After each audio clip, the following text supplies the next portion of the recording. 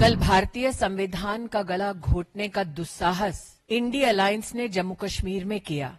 जिस रेजोल्यूशन को INDI alliance ने कल पारित किया, उसके अंतर्गत वो जम्मू कश्मीर में भारत के संविधान के खिलाफ एक नई जंग लड़ते हुए दिखाई देते हैं। धारा 370 हटने के बाद जम्मू कश्मीर में आदिवासी समाज को जो अधिकार मिले, क्या कांग्रेस और इंडी अलायंस आदिवासी समाज के उन अधिकारों के खिलाफ खड़े रहेंगे? एक चुनी हुई सरकार विकास के मुद्दों पर काम करने की बजाय, भारत को जोड़ने की बजाय भारत को तोड़ने का प्रमाण दे रही है।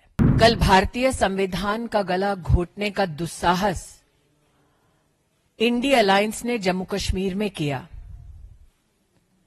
जम्मू कश्मीर के वो दृश्य जिसमें भारत के संविधान की धज्जियां उड़ाते हुए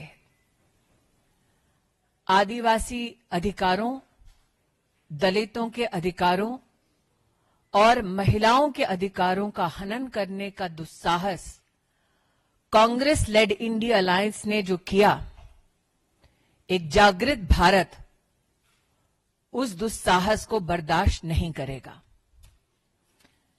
जिस रेजोल्यूशन को इंडी अलायंस ने कल पारित किया, उसके अंतर्गत वो जम्मू कश्मीर में भारत के संविधान के खिलाफ एक नई जंग लड़ते हुए दिखाई देते हैं। आज मैं इंडी अलायंस के नेताओं से पूछना चाहती हूं कि भारत की पार्लियामेंट और सुप्रीम कोर्ट का जो निर्णय सबको मान्य है, उस निर्णय का अपमान, उस निर्णय की अवहेलना करने का अधिकार कांग्रेस को, एनसी को देश में किसने दिया? आज मैं कांग्रेस, एनसी और इंडी अलायंस के सभी नेताओं से पूछना चाहती हूं, धारा 370 हटने के बाद जम्मू कश्मीर में आदिवासी समाज को जो अधिकार मिले, क्या कांग्रेस और इंडी अलायंस आदिवासी समाज के उन अधिकारों के खिलाफ खड़े रहेंगे?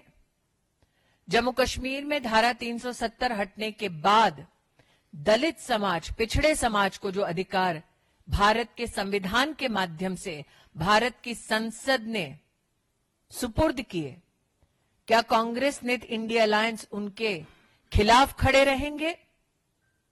कल का रेजोल्यूशन कांग्रेस और इंडी अलायंस के नेताओं का टैक्टिकल समर्थन दिखाता है उग्रवाद और आतंकवाद के समर्थन में।